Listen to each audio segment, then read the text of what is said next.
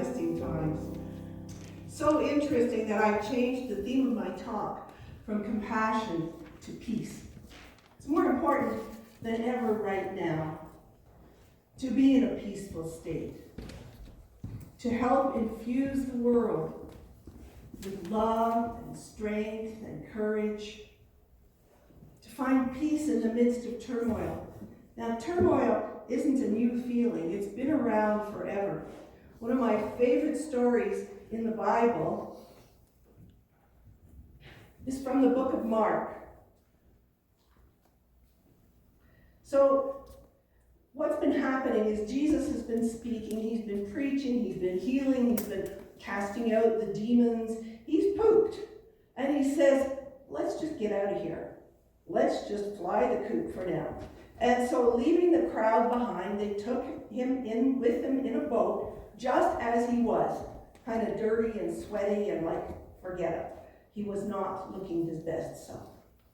Other boats were with him, and a great windstorm rose, and the waves beat into the boat, so that the boat was already being swamped.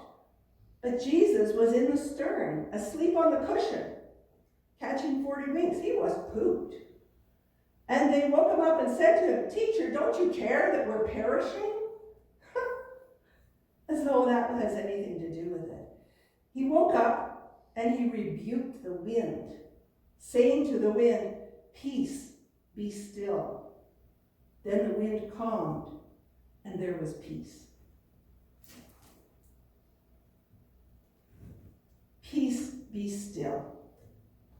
This phrase is printed on the wall of the Peace Chapel at Unity Village. This is a little chapel. I know some of you have been there, so you can picture it with me. It's a tiny little room, not a separate building, but it is so small, there's only room for 6 chairs, 2, 2, 2. That's it. But the whole side is windows, and as you sit there looking at the front of Peace Be Still, you feel that peace within you. You can look out at the gardens, at the water tower, at the fountains, the flowers. Such a place to go and just be peaceful. Peace is one of the most needed qualities in our lives at this time. If you ask a parent, what do they want for their children? What do they want for themselves? What do they want for their adult parents, their aging parents like me? What do they want? Inner peace. Inner peace. One of my go-to Unity books is Eye of the Storm by Dr. Gary Simmons. In it, he bases the book on Unity's first principle, which says there's only one presence and one power in the universe and in my life, God the good, omnipotent. It's what all the other principles are based on. So, do you believe it? Do you really believe that if there's only one power and one presence, then there's only one mind, one heart? We're all one. So how can anything be against us? Gary says that's not possible, even any more than your little finger can be against your body. Yeah, right, I hear you saying, yeah, sure, except for the coronavirus, the precautions, the media blowing everything up out of proportion, the bills that still have to be paid. I'm sure you've got your own list. We can feel so overwhelmed and angry and afraid and resentful, disconnected. We can make up a story about how terrible it is. My granddaughter Amanda had a hard time getting home from Ottawa over the last 2 days because, of course, not many planes were flying. And the other one that's bugging a lot of us is having to wash our hands for 20 seconds. There's a posting going around on how to be at peace when you're washing your hands. So I want to share it with you. The author says, I'm trying to follow the health authorities' advice, so I count as I wash my hands. 1, 2, 3, 4. My normal hand washing seems to be finishing, at around 8 seconds. After 8 seconds, I feel finished. And I go on, 11, 12, 13, 14. I resent each additional second. Each one feels long and annoying. 20 seconds is an eternity. Are you finding that? It's making me cranky. The soap is gone because I've kept my hands under the water. Why did you do that? That's rinsing your hands. I have to get more soap. I think about how much water I'm wasting. I should have turned the water off. Oh well. A tip I hear to avoid counting is wash your hands for 2 rounds of happy birthday. I tried this one time. I hate it so much. I don't want happy birthday to you in my head that many times a day. So forget singing happy birthday. That's 20 seconds of hand washing several times a day. Oh, it's an excellent opportunity to stop and soak in resentment. It's a marvelous forced pause to wallow in grouchy irritability and anxiety. To keep myself from ending early to cutting it to 12 seconds or 14, I take to ruminating on the spread of the virus. I wonder how many people have it now. I berate myself for my impatience. Surely I must be an exceptionally impatient person if I can't stand here for 20 seconds.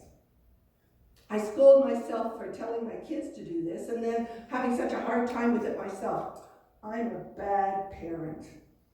I wonder where they're actually washing their hands for 20 seconds. I should probably nag them some more and more forcefully. This was my increasingly unpleasant hand washing routine until yesterday. Well, I'm going to leave the rest of the story for later. Because like her, we have a choice. We can react to the whole situation by being defensive, like the disciples saying to Jesus, hey, Jesus, don't you love us? How come you're letting us go drown, eh? And then looking at what Jesus did. Did he get all ego and say, well, of course I care about you. Why would you think I wouldn't care about you? That's the stupidest thing you've ever said. No, he didn't even answer them. He just went to the source, to the actual problem, not the source of the problem. Well, the wind, I guess, was the source. But he just went to what was going on, spoke to the wind, and it calmed. Because where was he coming from? He was coming from a place of peace himself. In every storm, there's a center of peace.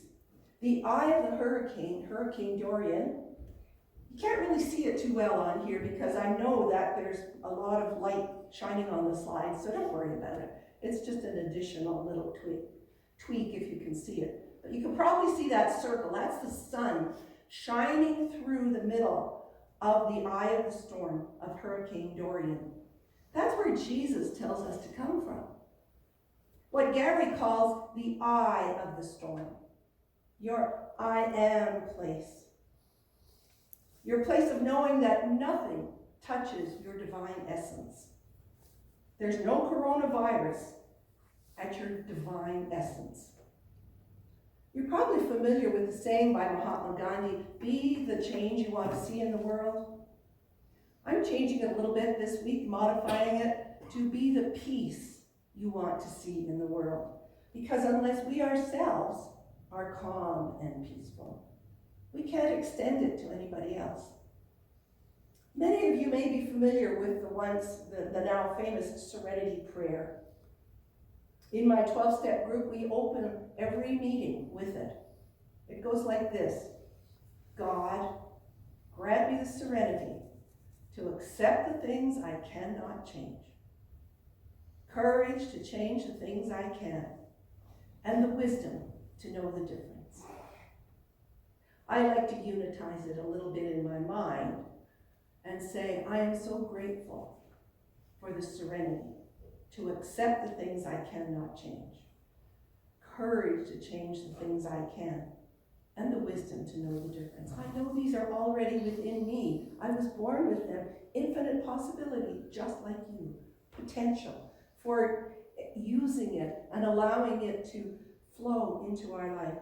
Serenity or peace isn't denying the things that are happening. It isn't sticking our head in the sand and pretending that it's not happening. Oh, by the way, While I was looking, I thought about that phrase. I thought, you know what? Let me look that up. Ostriches, that's not why they're doing that. Did you know that? They are not fearful creatures. They are the fastest creatures on two legs in this world. And their kick is strong enough to kill a lion. No, what they're doing is they bury their eggs in the sand and cover them up. And then a few times a day, they put their heads down into the sand and turn the eggs so that the heat distributes evenly. There you go. Aren't you glad I told you? I'm sure you've been wondering about that all your life. Where was I? Oh yes, serenity. So, serenity isn't denying that things are happening. It's about accepting them as they are and knowing that really the only thing we can change is our reaction to them. To accept the things that are out of our control. Because unless we accept them, we're going to resist, and that causes suffering. It makes about as much sense to resist and to rail against things that are happening as it does for me to try to teach Chloe, my little dog, how to meow. At the end of the session, it would be silly if I was upset because all Chloe could do was bark. So if I'm angry or resentful about what's going on, that's a golden opportunity to practice the Unity's third principle. We create our world by our thoughts, words, and deeds. In other words, what I think and say and do is mirrored back to me from the world out there. If I'm negative and resentful and angry and upset, guess what kind of a world I live in? Angry world. So there's no point trying to change the world out there. It's like trying to, if you're looking in the mirror and you've got broccoli on your teeth and you're trying to take the broccoli off the mirror, guess what? Not going to work. Yeah, no. But when I accept what's going on, I have the opportunity to respond from my heart, to begin to look for the good in it, to use my inner wisdom to know that with courage, inner strength, I can find that good. We can look for potential, knowing that the universe has provided unlimited possibilities for good. And that if we don't block them by our resistance, we will find them.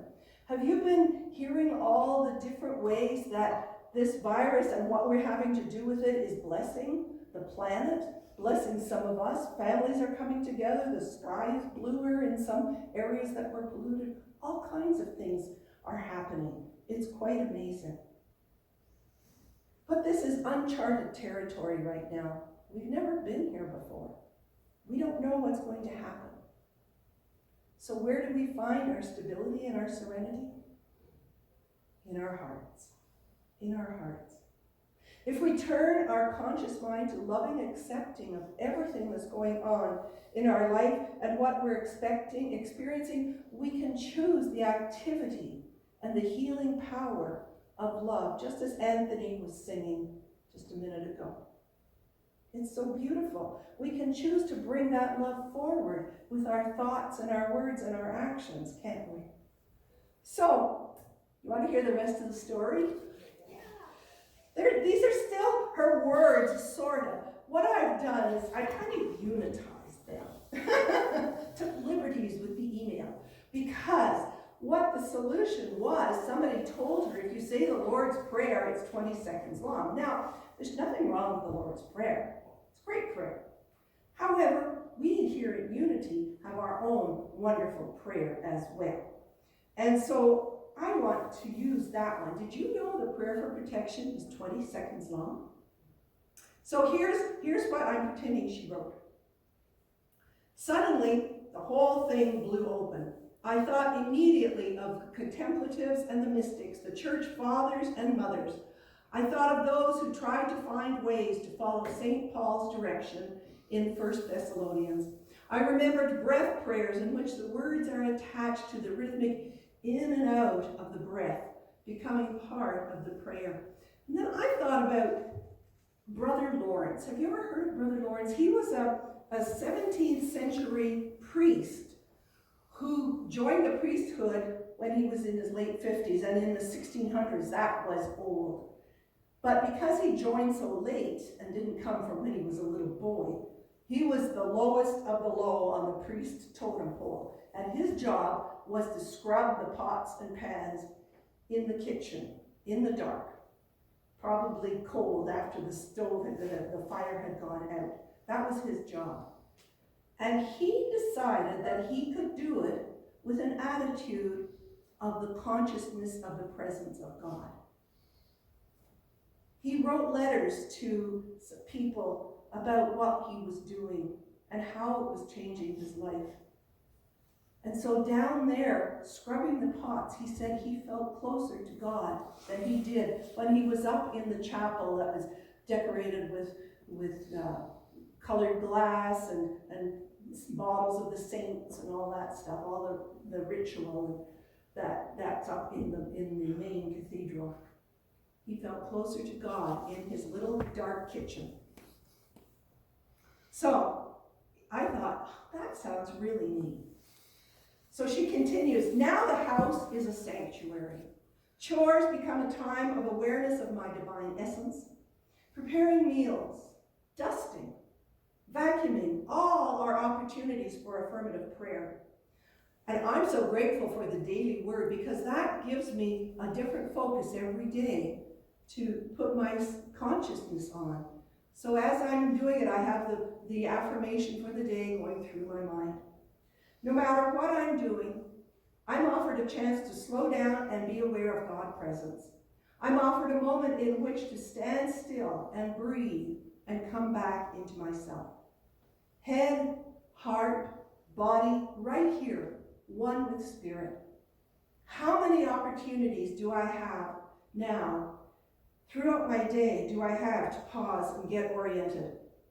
Suddenly, this task of washing my hands, this frustrating requirement, becomes a gift. I look at my hands and see how they've changed. They look just like my mother's when she was my age. She was once the age I am now.